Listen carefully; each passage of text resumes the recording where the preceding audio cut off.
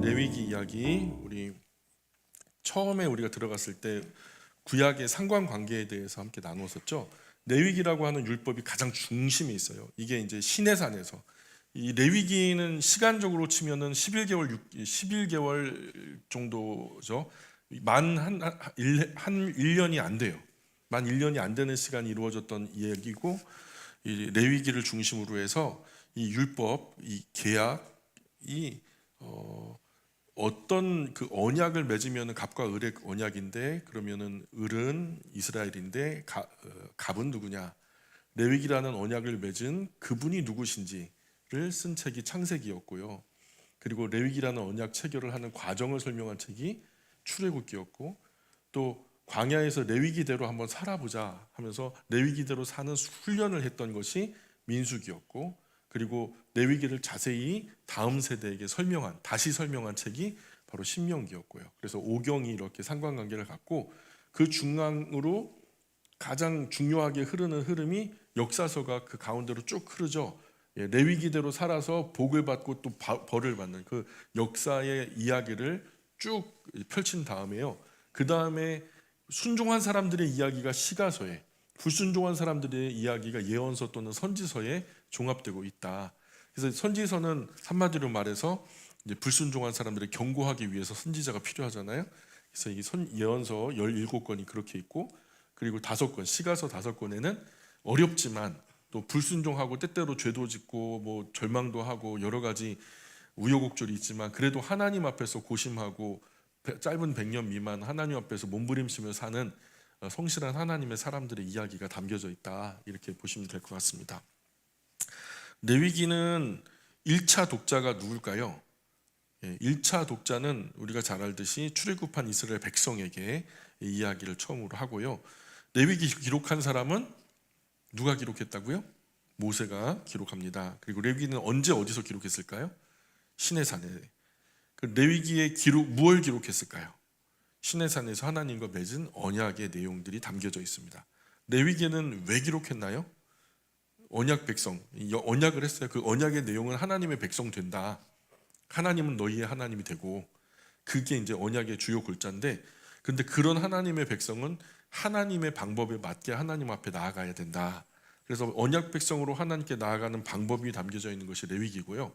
그래서 하나님과 그 이후에 그 전반부는 하나님께 나아가는 방법을 설명하고요. 예배의 형식이죠. 그리고 또 후반부는 하나님의 백성은 하나님을 섬기면서 살아가되, 이 남은 삶, 이 땅 위에서의 삶을 어떻게 거룩하게 살아가느냐, 하나님께 나아가는 방법이 전반부라면 하나님과 동행하는 방법이 후반부에 기록되어 있다. 그리고 레위기가 지정학적으로 어디를 중심으로 얘기가 이루어지고 있냐면 바로 여기죠. 우리 잘 알죠. 여기가 지중해고요. 이쪽이 이제 이집트죠. 이쪽이 이제 사해고요. 위에 요단강도 있어요. 이 이스라엘이 이렇게 초승달 모양으로 있는데, 요 밑에 반도, 시나이 반도가 있는데 시내산에서 이것이 이루어졌다.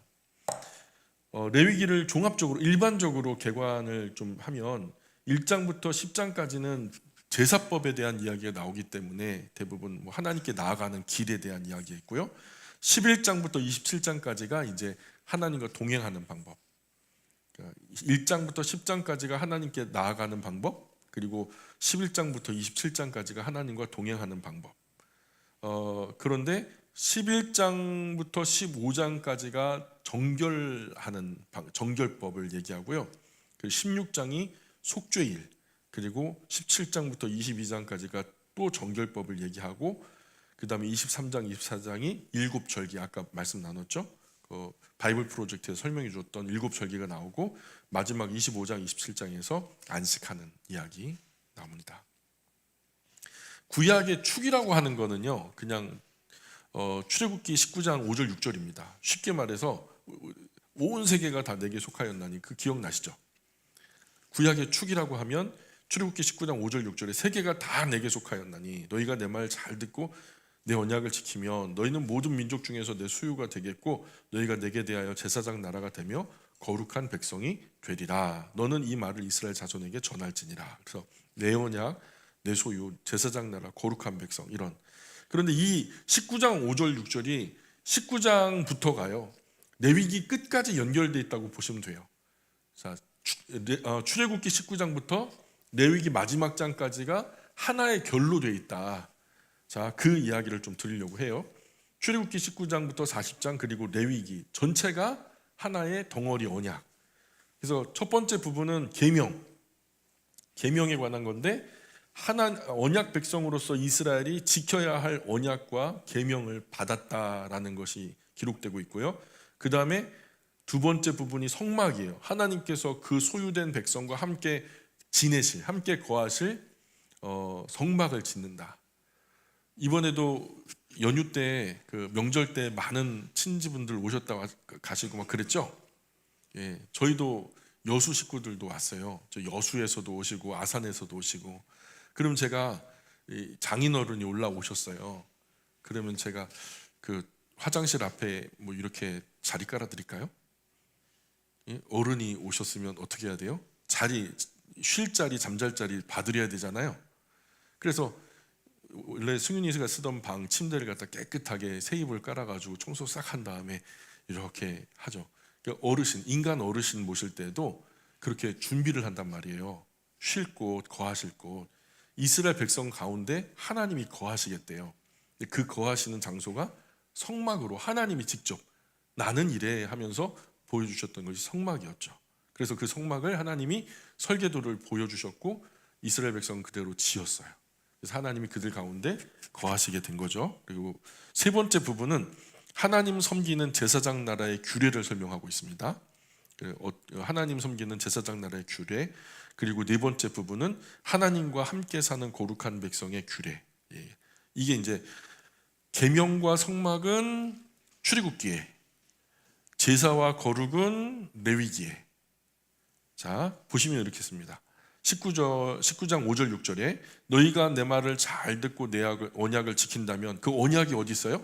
계명이 그게 언약을 지킨다면. 그래서 출애굽기 19장에서 언약을 제시하셨고요. 그리고 언약의 조항이 이러이러하다 하는 것을 20장에서 23장까지, 출애굽기 20장에서 23장까지 언약의 조항을 설명해 주셨고요. 그 다음에 24장에서 어떻게 원하니 그렇게 할까 하니까 모든 백성이 다 한 가지로 예했단 말입니다. 그래서 24장에서 언약이 체결됐다. 언약 제시, 언약 조항, 언약 체결이 출애굽기 19장부터 24장까지 계명의 영역에 속한 거고, 그 다음에 두 번째 부분이 너희는 모든 민족 중에서 내 소유가 될 것이다. 내 모든 민족 중에서 내 소유가 될 것이다 하면서 이제 두 번째 부분이 성막이에요. 하나님이 이제 중앙에 거하시고 그분이 거느리는 백성. 자, 그래서 그분이 거느리는 백성이 그분이 그 백성 가운데 거하신다. 그럼 그 거하시는 곳이 성막인데 성막의 설계도가 25장부터 31장까지 나오고, 근데 실수했던 거 있죠. 금송아지 사건이 32장부터 34장까지, 그리고 마지막 성막 공사 마무리가 이 35장부터 40장까지 마지막 40장의 봉헌식으로 끝나는, 이것을 전부 다 하나님께 올려드리면서 끝나는 것이 출애굽기에서 끝났죠. 그 다음에 이제 레위기로 건너오면 너희가 내게 대하여 제사장 나라가 되며, 이 부분인데 제사에 관한 이야기가 나와요. 자, 제사 규례가 있죠. 1장부터 7장까지가 제사, 5대 제사와 그 자세한 이야기가 이제 이후에 제가 설명을 드릴 테니까 한번 이제 같이 나누기로 하고요. 그 다음에 8장, 9장에서 제사장 위임식이 나와요. 제사장 위임식이 나오고, 그 다음에 마지막 그 레위기 10장에서 제사장 직무가 이제 나타나고 있습니다. 그리고 레위기 이제 후반부로 가서 11장이 우리가 잘 아는 음식 규례죠. 젓가락장이라고 하는 그 11장부터 마지막 27장까지가 거룩에 관한 이야기인데요. 하나님과 함께 사는 법. 그 1장부터 10장까지가 하나님께 나아가는 법이라고 하면 11장부터 27장까지는 하나님과 함께 사는 법, 그런 법이 되겠죠. 그래서 어떻게 정결하게 살 것인가 11장부터 15장까지 나오고, 대속죄일이 16장에 나오고, 성결 규례가 17장부터 27장까지 쭉 펼쳐지게 됩니다. 자, 그래서 총 첫 번째 일부가 하나님께 합당하게 나아가기 위한 율법들. 그래서 하나님께 합당하게 나아가기 위한 율법들이 1장부터 17장까지 펼쳐지는데요. 1장부터 7장까지가, 여러분 성경책에 막 낙서하세요. 이거 낙서하시면 나중에 읽을 때 참고가 됩니다. 1장부터 7장까지가 제사 이야기를 하죠. 번제, 소제, 화목제, 속죄제, 속건제에 대한 이야기가 쭉 펼쳐지고 8장, 9장, 10장이 제사장의 의무 그리고 거룩한 제사 규례가 나오고 백성, 하나님의 거룩한 백성으로서 성별되기 위해서 11장부터 15장까지 여기에 뭐가 나오냐면 음식규례, 임산부 정결법, 한센시병 진단법, 유출병이 흔히 성병이에요. 그 당시 이런 것에 관한 법들을 어떻게 거룩한 백성으로 성별될 것인가에 대한 이야기를 하고 있고요. 네 번째 부분에서 민족의 속죄, 16장 17장에 민족적으로 이 나라가 공동체적으로 큰 범죄를 했을 때 어떻게 속죄할 것인가, 속죄일과 대속죄일에 대한 그 규정을 말씀하시고요. 피와 기름 먹지 말아라, 이런 어떤 주의사항을 주시죠. 그리고 2부로 건너가면 이제 18장부터 25장까지가 한 뭉치인데요. 하나님과 지속적으로 교제하기 위한 율법들이 나타나요. 그래서 첫 번째 부분에서 18장, 19장, 20장에 백성을 위한 거룩하게 되는, 이 땅을 살면서 거룩하여지는 것을 성화라고 하는데, 백성을 위한 성화의 율법들, 어떻게 우리가 거룩해질까, 한마디로 말해서 요즘으로 말하면 경건생활, 경건생활을 어떻게 할 것인가. 그리고 두 번째 부분 제사장들을 위한 성화의 율법들, 21장 22장, 그러니까 여기서 말하는 제사장들을 위한, 백성이 아니라 첫 부분이 백성을 위한 거였다면 두 번째 부분 제사장들을 위한 것이고, 세 번째 부분에서 제사를 위한 성화의 율법들 23장 24장, 네 번째 부분이 가나안 땅에서 성화의 율법들. 가나안 땅은 타락했던 땅이고 오염됐던 땅이기 때문에 그 사람들을 뽑아버리고 다시 이스라엘을 심으셨는데 또 더럽혀지고 또 죄악에 물들면 안 되잖아요. 그러니까 전에 살던 그들과는 다르게 살아야 된다라는 성화의 율법들이 25장에서 좀 설명되고 있습니다. 마지막 3부가 이제 결론인데요. 26장 26장에서는 이 율법을 지켰을 때 어떤 복을 얻게 될 것인지, 만약에 이 율법들을 어겼을 때 어떤 저주가 임할 것인지에 대한 이야기를 들려주고 있고요. 마지막 27장에서는 서원을 통해서 성화의 율법들, 그래서 이대로 마치 마침표와 같이 27장에서 서원을 요구하시는 모습을 보게 됩니다.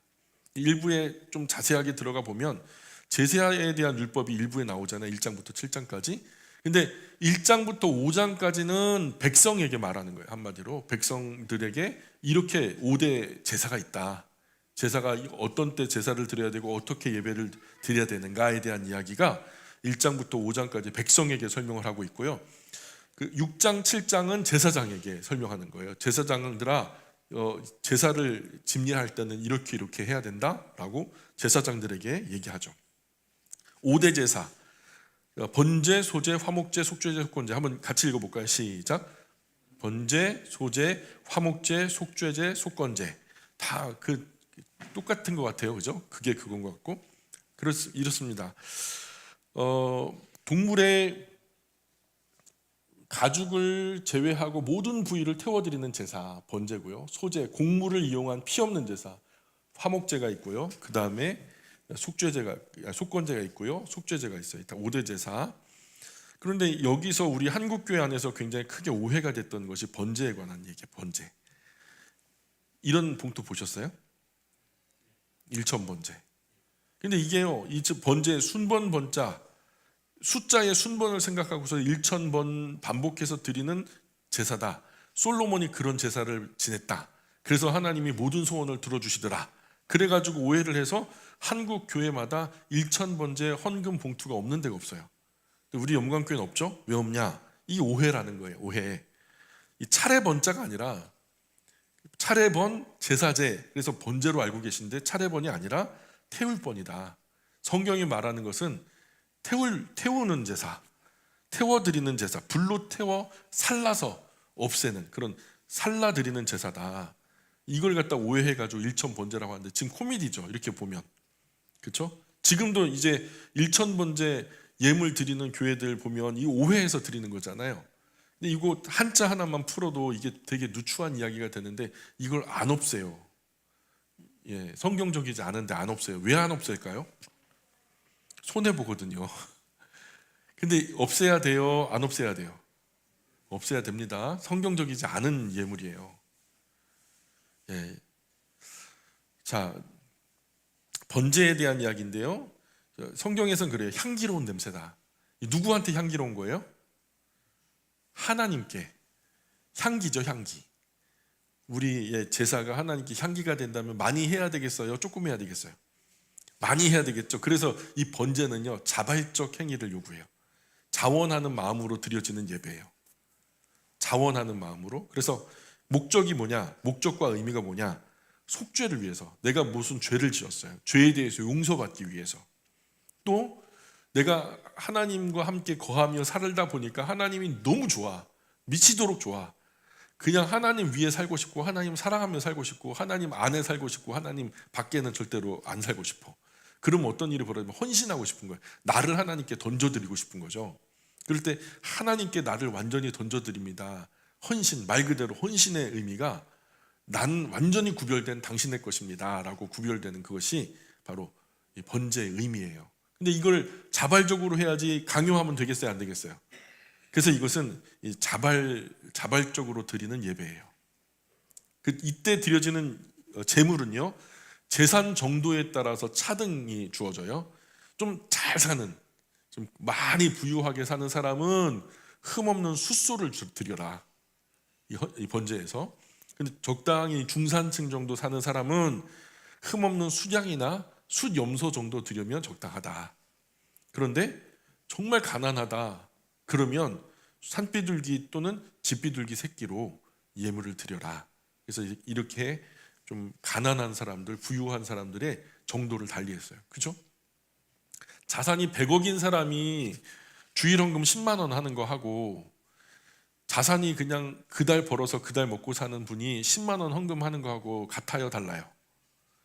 예수님이 어떻게 보셨어요? 과부의 2렙돈을 어떻게 보셨어요? 에게 이렇게 하셨어요? 여기서 드려진 모든 사람들의 예물보다 가장 큰 것을 이 여인이 드렸다 그랬잖아요. 예수님의 계산법은 아마도 다른 것 같아요. 그죠? 예수님이 하나님이시니까 하나님의 계산법이 다르다는 얘기죠. 그러니 그런 말이 있어요. 하나님은 드려진 헌금의 양이 아니라 주머니에 남아있는 부분을 보신다고 그런 얘기를 하시더라고요. 자, 두 번째는 소제입니다. 소제. 이 또한 향기로운 냄새다. 그리고 향기로운 냄새니까, 하나님께 향기를 드리는 냄새니까 이것도 자발적인 예배예요. 목적과 의미는 뭐냐면 모든 번제와 함께 드려지게 돼 있어요. 번제, 이거 혼자 드린 거 아니라 번제와 함께 드려지게 돼 있는 것이 소제였고요. 이것은 하나님께 드리는 어떤 존경과 감사의 의미. 하나님 정말 존경합니다. 하나님 주어진 모든 일들에 대해서 감사해요. 이런 감사는요, 등 떠밀려서 하는 거예요? 스스로 하는 거예요? 스스로 하는. 그래서 자발적 행위예요.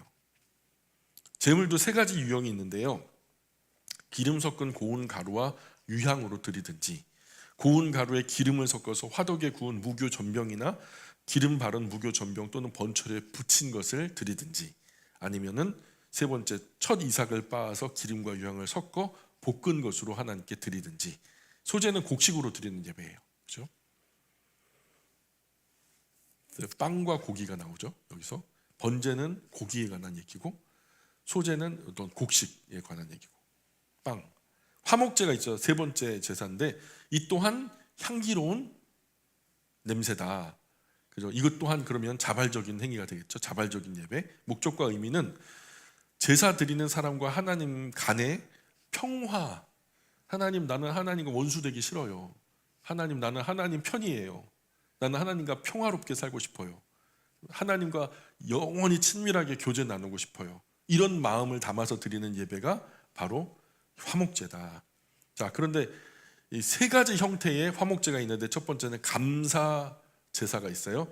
예상하지 못했던 복이나 그 어떤 큰 환난에서 구원을 받았던 것에 대해, 전쟁에 나갔는데 내가 절대로 살아남을 수 없었는데 살아남았다라든가 이런 것들이 있잖아요. 그때 감사 제사를 드려요. 감당할 수 없는 큰 은혜, 복을 주신 것에 대해서 하나님 감사합니다. 감사의 제사를 드리고요. 2번째 스타일은 서원 제사인데요.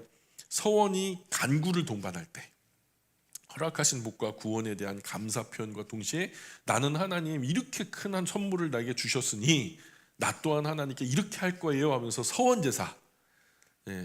지금은 내가 없지만 앞으로 이렇게 할 거예요.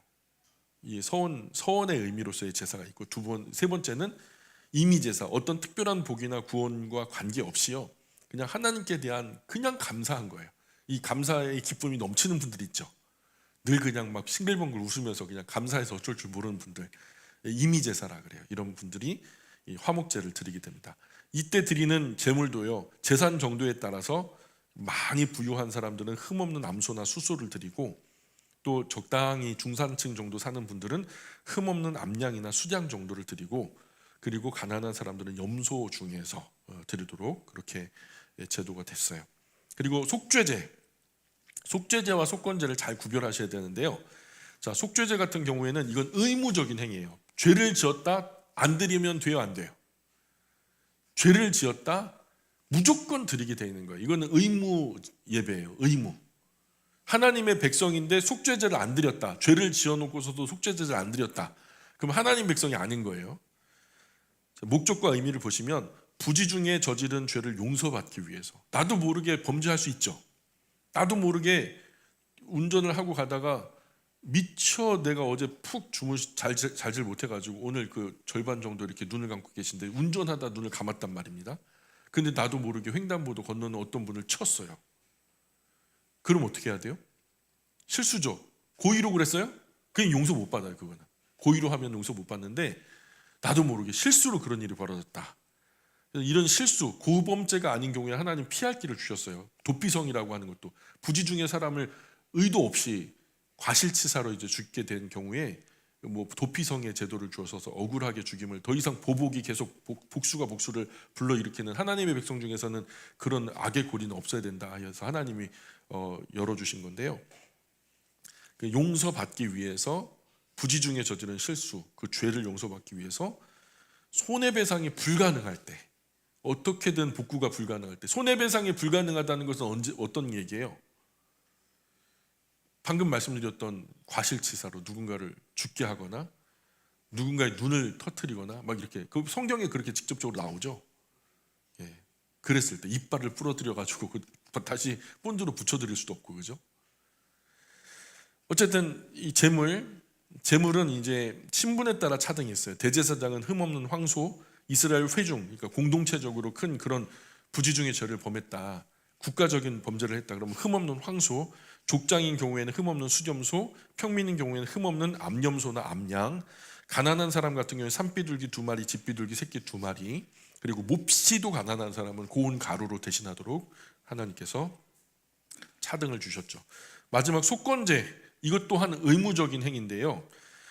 부지 중에 저지른 죄를 용서받기 위해서 특히 손해배상이 가능할 때 드려지는 거. 물건에 대해서 내가 누군가의 뭐 밭두렁에 불을 놓다가 그 밭을 전체를 불살라 버렸어요. 근데 그 밭에서 예를 들어 열가마가 나와요. 그러면은 우리가 어떻게 변상을 해야 될까? 할 때 20%를 추가, 5분의 1을 추가해서 드려야 된다. 그래서 하나님에 대한 실수, 두 가지로 나누는 사람에 대한 실수, 하나님에 대한 실수, 하나님에 대해서 성물에 관한 한 어떤 실수를 했을 때 예배는 예배대로 흠없는 수장으로 드리되, 손해배상은 평가한 것, 제사장이 평가를 하게 했어요. 제사장이 평가했는데 예를 들어 전체 손해가 100만 원이 됐어요. 100만 원의 손해가 성물에 대한, 하나님의 소유의 물에 대한 손해가 100만 원이 나왔어요. 그러면 얼마로 갚아야 돼요? 120만 원으로 갚아야 된다. 이게 지금은 뭐 모르겠어요. 요즘에도 이렇죠. 손해 본 만큼만 갚게 하지 않죠, 그죠? 그리고 사람에 대해서 실수했을 때 마찬가지로 흠없는 순약으로 우선 하나님께 예배를 드리게 하고, 손해배상은 평가한 값에 5분의 1을 추가해서 이제 120%를 갚아주게 돼 있는 거죠. 근데 이게요, 자발적으로 그렇게 할 때는 20%만 더하면 돼요. 자발적으로 그랬을 때는. 그런데 이게요, 난 진짜 잘못했다고 인정하지 않고 재판까지 가면 어떻게 되는지 알아요? 재판까지 가서 제사장에게 판단을 받았어요. 너가 잘못했어, 그러니 갚아줘 할 때는요, 손해본 것의 2배를 갚게 돼 있어요. 그러니까 스스로 잘못을 인정하고 이제 손해를 배상할 때는 20%만 더하면 되는데, 재판까지 가서 시시비비가 가려지잖아요. 그러면 2배, 200%를 갚게 돼 있어요. 근데 재판까지도 안 가요. 먹고 튀어요. 이런 경우가 언제죠? 이런 경우 있잖아요. 남의 것 슬쩍 할 때. 근데 이거 걸렸다. 그럼 어떻게 돼요? 몇 배로 갚게 돼 있어요? 4배. 또는 어떤 사안에 대해서는 5배까지도 갚게 돼 있어요. 그러니까 재판으로 잘못을 인정하지 않고 재판까지 가게 되면 200%.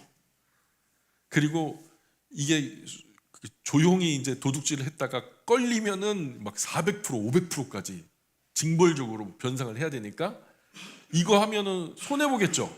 도둑질은 도둑질을 할수록 손해 본다. 그러니까 이스라엘 백성들 가운데 도둑질하는 사람이 있겠어요, 없겠어요?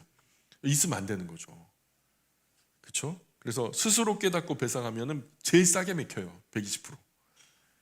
그래서 문둥병자들에 대한 배상은 현재까지는 수많은 신학자, 성경학자들이 그 이유를 설명하지 못하고 있어요. 근데 아까 바이블 프로젝트에서 간단하게 이제 좀 갈무리를 했는데, 죽음에 관계된 것은 하나님의 생명력과 반대되는 개념이니까 문둥병이라고 하는 것이 그 사회 정서상 죽음과 직결되어진 죽는 병이었으니까 아마도 그럴 수 있었겠다라는 생각에 저는 동의합니다. 그래서 이제 하나님이 문둥병자를 괄시하거나 차별하거나 막 나쁘게 대한 그런 거는 아닌 것 같아요. 그죠? 그 당시 사회가 그런 정서를 반영하고 있었기 때문에 하나님께서 그렇게 설명하셨던 것 같고, 고의적이지 않은 죄, 무고죄, 그렇죠?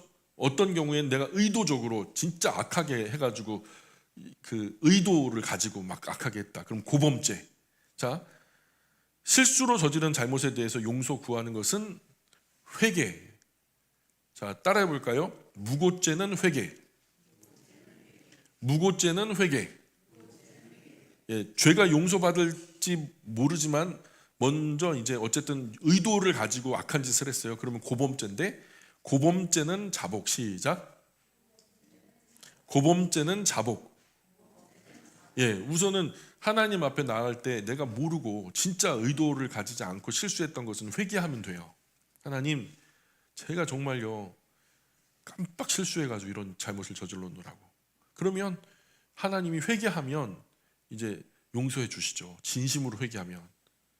그때 위기만 모면하기 위해서 회개하고 또 다시 그런 나쁜 짓 하면은 그건 이제 고범죄가 되는 거고요. 근데 고범죄, 나쁜 의도를 가지고 이게 아닌 거라는 거 알매도 불구하고 그런 잘못을 저질렀다 그러면 회중 가운데 우선은요 토로하는 거예요. 자복이라는 것은요 스스로 자기의 죄를 고백하는 거예요. 이게 없으면 용서가 없어요. 그래서 고범죄는 먼저 뭐가 전제가 되냐? 자복이 먼저. 자복 이후에 회개. 예, 이렇게 이루어져야 된다. 또 하나, 레위기라고 하는 것에 아까 우리가 바이블 프로젝트 그 영상에서도 봤지만 제일 중앙에 뭐가 있어요? 제일 중앙에 단어 하나. 레위기에서 가장 중요한 단어 하나. 하나만 뽑으라면 거룩. 우리 솔쌤 얘기한 거죠? 거룩이라고 한 거죠? 예. 아, 기지개 핀 거예요? 거룩이라고 해요. 거룩. 야, 레위기는 한마디로 줄이면 거룩이에요. 거룩에 이르는 길. 그런데요, 제가 어느 날 이렇게 기도를 하면서 이제 레위기 묵상을 하는데, 거룩은 뭘까? 거룩, 성경이 말씀하는 거룩이 굉장히 지평이 넓고 깊어요. 이거 우리가 함부로 생각할 수 없는 엄청난 분량에, 아까 제가 말씀드렸죠. 어떤 실력 차이, 뭐 수준 차이가 아니라 차원이 다른 얘기가 거룩이거든요. 근데 그 거룩함에 참 이게 비밀이 있어요. 원리가 있는데, 하나님께서 나에게 닿으면 나 때문에 하나님이 부정해질까요? 아니면 하나님 때문에 내가 거룩해질까요? 예? 하나님이 나에게 와서 닿으면 내가 부정하니까 하나님이 덕분에 나 때문에 부정하게 되실까요? 아니면은 하나님의 거룩하심 때문에 내가 거룩해질까요? 그쵸. 그죠? 내가 하나님께 가 닿을 수 있어요, 없어요? 그 전제 자체가 말이 안 돼요. 없어요. 우리까지께 어떻게 하나님께 가 닿을 수 있겠어요? 큰 존재가 작은 존재에게 영향을 주는 거죠. 사람은 세상을 대표하는 큰 존재예요. 만물의 영장이라고 하잖아요. 지어진 모든 것 중에서 가장 위에 있는 존재가 바로 누구냐? 사람이에요. 온 세상을 만드시고 하나님께서 자신의 형상으로 사람을 만드신 다음에 우리가 얘네들로 이 세상을 정복하고 다스리고 번성케 하고 그렇게 하나님 대리자로서 세상 만물 위에 있게 하셨거든요. 사람은 하나님 다음으로 커요. 하나님보다 크지 못해요. 그러나 만물 중에 사람이 제일 커요. 하나님 다음으로 커요. 그런데 사람 때문에 이 세상이 더 큰 존재가 작은 존재에게 영향력을 미치는데 사람 때문에 세상이 악하게 오염돼요. 땅이 저주를 받아요. 땅이 무슨 잘못했어요? 창세기 보면 땅이 저주를 받았다 그러잖아요. 짐승들도 저주를 받아요. 사람 덕분에. 왜냐하면 더 큰 존재인데 이거를 모르고요. 영적으로 아둔해가지고 범죄를 하니까요. 사람 이하 모든 사람이 닿는 모든 것은 지금 파괴되고 있어요. 아마존 밀림까지요. 사람이 손가락이 딱 닿으면은요. 막 그 멸종 식물들이 나타나고 멸종 동물들이 나타나고 환경이 파괴되고 막 깨끗하던 물도 더러워지고 말이야. 난리가 아닙니다. 이 더러운 사람이요. 어떤 분은 그래요. 나는요. 우리 자녀한테 영향을 거꾸로 받는데요. 그러는 분이 있어요. 그건요. 자녀를 나보다 크게 여기기 때문에 그래요. 자녀는 부모님이 자녀에게 영향을 주는 존재지 거꾸로 자녀에게 부모님이 영향을 받는 존재가 되어서는 안 되는 거예요. 그죠? 그래서 우리가 부모로서 자녀에게 건강하고 거룩한 영향력을 줘야 되는 입장이다. 물론 자녀에게도 배울 것이 있으면 배우는 것이 맞죠. 그러나 기본적으로는 그렇다는 거예요. 자, 바다가 제가요 바다를 좋아해요. 제 백리포를 좋아해요. 가가지고 바다에 퐁 들어갔어요. 그럼 바다는 이성진이 됩니까? 아니죠. 그 바다는 그냥 바다예요. 이성진이 들어갔을 뿐이지 그냥 그걸 이성진이 들어간 바다라고 부르지도 않고 그냥 바다라고 불러요. 저를 개무시하고 그냥 바다라고 불러요. 예. 큰 바다를요 제 이성진이라는 품으로 안았어요. 그럼 이거는 이성진이 돼요? 아니면 그냥 바다예요? 바다인 거예요. 고로 큰 존재가 작은 존재에게 영향을 미친단 말이에요. 바다보다 우리가 크지 못하거든요. 어쨌든 고로 계속 하나님과 연결되라는 거예요. 그러면 하나님의 거룩하심의 영향력이 우리에게 와 닿는다. 우리의 부정함이 하나님의 거룩함에 다 우리가 거룩하여지는 거죠. 그렇죠? 그래서 결국 거룩함에 이르는 길은 뭐다? 하나님과 늘 연결되어 있는 것. 예, 이것이 바로 레위기가 하고자 하는 궁극적인 이야기는 아닐까. 예, 계속해서 하나님은 그 백성들이 손 뻗으면 가 닿을 곳에 그들 가운데 거하시잖아요. 그것도 아주 그냥 공평하게 동서남북 세 지파씩 둘러진쳐서 12지파가 땡그랗게. 자, 그리고 각 제사의 규례가 6장 7장에서는 제사 방식에 따라서 이게 또 다른 제사가 아니에요. 제사를 드리는데 제사를 드리는 방식에 따라서 또 종류가 달라져요. 첫 번째는 화제. 화제로 드리는 제사가 뭐 있죠? 번제. 불에 살라 드리는 제사. 그래서 화제다. 불 살라 드리는 방식을 취하면 그걸 화제의 제사다 부르는 거죠. 번제는 곧 화제다. 무슨 의미인지 이해 가시죠? 번제는 종류고 그리고 화제라고 하는 방식으로 드려진다. 두 번째 요제가 있어요. 흔드는 거예요. 흔들어요. 흔들어 보세요. 이건 요제, 흔들다, 요제.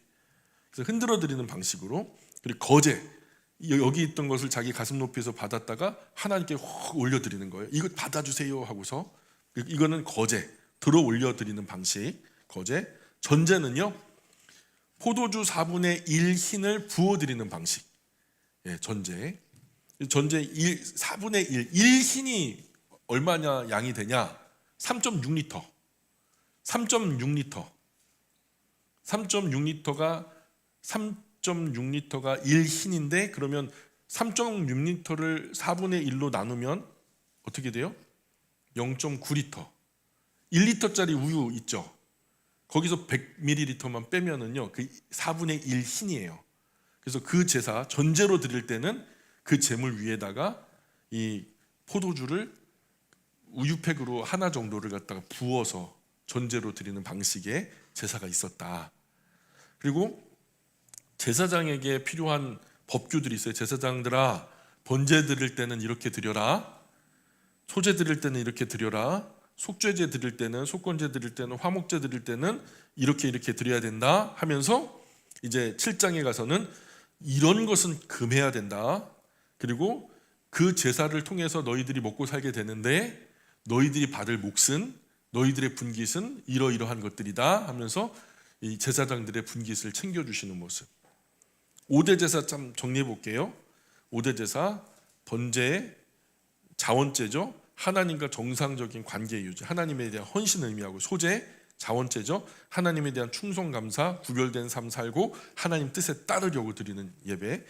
화목제죠. 자원제예요. 하나님과 제사 드리는 사람 사이에 평화와 화목한 교제를 유지하기 위한 감사제사. 속건제는 의무제예요. 부지 중에 지은 죄 용서받기 위해서. 속죄제예요. 의무제예요. 부지 중에 하나님의 성물이나 이웃에게 손해 입힌 경우에 배상법에 관한 이야기도 담겨져 있죠. 그런데 이런 이야기가 쭉 진행되는 동안에 하나님이 제정하신 그 제사법대로 아론의 자손 중에 이 아들들이 나답과 아비후가 제사를 이제 집례를 하는 거예요. 이제 시작되는 건데, 만 백성 가운데 그 제사를 처음으로 드리니까 여러분 떨려요, 안 떨려요? 떨리면 어떻게 해야 돼요? 떨리면 어떻게 해야 돼요? 잘 정답을 모르시네. 한 잔 해야죠. 나답과 아비후가 한 잔 한 거예요. 한 잔을 하고요, 하나님의 그 성소에 있는 그 금 등잔대에서 불을 받아서 그것으로 이제 번제를 드리고 제사를 집례하는데, 그걸 나르다가요 불이 꺼져 버렸네. 그러니까 꺼져 버리니까 급한 나머지 알딸딸하니까요. 그 불이지 뭐 하면서 자기들이 주머니에서 라이터를 꺼내고 딱 붙였나 봐요. 부싯돌을 꺼냈는지 다른 불로 예배를 드린 거예요. 그게 이제 레위기 10장에 나와요. 보면은 1절 쫙 진행되는 동안에 여호와께서 명령하지 아니하신 다른 불을 담아 여호와 앞에 분향하였더니, 아니 왜? 하나님이 시키시는 대로 해야지 왜 다른 불로 예배를 드려? 도저히 이해가 안 되죠. 여기까지 읽으면 이상한 거 아니야? 나답과 아비후 진짜 바보 아니야? 하나님이 이렇게 하라고 했는데 왜 그 말 안 듣고 그렇게 했어? 근데 중반으로 가보면 9절에 보시면, 너와 네 자손들이 회막에 들어갈 때는 포도주나 독주를 마시지 말라. 그리하여 너희 죽음을 면하라. 나답과 아비후가 죽었거든요. 근데 죽음을 면하라 하면서 했던 말씀이 뭐냐면 포도주나 독주를 마시지 말래요. 밑도 끝도 없이 나오는 말이에요. 왜냐하면 나답과 아비후가 너무 떨리는 나머지 한 잔 한 것 같아요. 근데 한 잔을 했는데 이 한 잔이 좀 지나친 거죠. 알딸딸하게 그냥 제정신 가누지 못할 만큼 많이 취해서, 한마디로 말해서 음주 운전 들어보셨어요? 음주 제사를 지냈단 말이에요. 음주 최초의 음주 제사. 그래서 저도 솔직한 말로 음주 예배를 한번 드려본 적이 있어요. 누읍동교회 때 성찬을 했는데요, 그때는요 우리 권사님들이요 진짜 포도주를 담갔어요. 그리고 또 포도주 잔도요, 어린 중학교 막 갓 들어간 나이에 만 14세 됐으니까 이제 참여하라 그래갖고 했는데 가득 채워주니까요, 저는 그 생전 처음 먹어봤거든요. 얼마나 목이 그냥 따끔따끔하게 막 쫙 끌고 내려가는 거예요. 그리고서는요 성가대에서 잠들어 버렸어요. 음주 예배를 드려봤다니까요. 그럴 수 있어요. 조심해야 돼요. 자, 노아 네 자손들이 회막에 들어갈 때는 포도주나 독주를 마시지 말라. 그리하여 너희 죽음을 면하라. 이게 원인이 됐다는 거죠. 뒤에 보면 10절에도 그리하여야 너희가 거룩하고 속된 것을 분별한다. 좀 술이 취하면 거룩하고 속된 거 분별해야 안 해요? 내 정신도 아닌데 그걸 어떻게 분별을 해요? 하나님의 말씀 그래요. 그리하여야 좀 선명하고 또렷한 정신 상태를 가지고 예배를 드려야 거룩한 것, 속된 것을 분별해서 부정한 것은 버리고 정한 것을 취해서 하나님 앞에 거룩한 예배를 드릴 수 있는 거 아니겠냐, 이런 이야기를 지금 레위기 10장에서 하는 거예요. 오늘은 레위기 10장까지만 할게요. 정리합니다. 레위기 1장부터 10장까지 정리할게요. 자, 하나님께 나아가는 길이에요. 1장부터 10장까지는 하나님께 나아가는 길, 그리고 11장부터 마지막 27장까지는 하나님과 함께 사는 길, 그렇죠? 함께 살아가는 길, 하나님과 함께 사는 삶, 이렇게 표현해 좋고요. 또 우리가 오늘 봤던 레위기 1장부터 10장까지는 하나님께 나아가는 길, 즉 제사법에 관한 이야기인데, 우리가 하나님 사랑한다고 우리식의 사랑하면 돼요, 안 돼요? 저는 뼈해장국이 너무 좋아요. 근데 하나님은요, 그 돈가스가 너무 좋아요. 그런데 제가 뼈해장국이 좋다고 하나님 만날 때마다 맨날 뼈해장국 사드리면은 하나님이 기뻐하실까요? 슬퍼하실까요? 하나님은 지금 뭘 원하시는데? 돈가스를 원하시는데, 제가 맨날 뼈해장국만 사드리면 그건 하나님 방식의 사랑이 아니에요. 내 방식의 사랑이죠. 하나님은요, 사랑하되 어느 방식의 사랑을 하기 원하세요? 하나님 방식의 사랑을 하기 원하세요. 그러니까 하나님이 친절하게 나에게 다가올 때는 말이야, 이렇게 예배해야 된다라고 하는 하나님께 나아가는 방법을 친절하게 자기 백성에게 안내해 주시는 거예요. 이렇게 하면 나 진짜 기쁘다. 그리고 너가 기뻐하는 건 내가 더 잘 알아. 왜냐하면 내가 너를 지었으니까. 그럼 말하지 않아도 되는 거예요. 그래서 하나님께 나아가는 길 1장부터 10장까지, 그래서 1장부터 7장까지는 5대 제사와 함께 제사장 준수할 제사 규례, 제사장 위임식이 이제 8장, 9장, 10장 나답과 아비후의 죽음을 통해서 제사의 중요성, 그 제사장들의 화려한 겉모습만 아니라 그것이 얼마나 중차대한 일인지, 실수하면 까딱하면 죽는 그 자리, 화려한 면보를 입고 황금으로 각종 보석으로 화려하게 금관을 쓰고 막 운행하니까 쟤네들은 왜 저렇게 잘난 체하고 우리는 이렇게 못났어? 그게 아니라 그 직무가 얼마나 중요하고 위험천만한 것인지를 입체적으로 볼 수 있는 계기가 됐을 거란 말이에요. 이런 이야기가 레위기 1장부터 10장까지 담겨 있다. 오늘 여기까지 하겠습니다.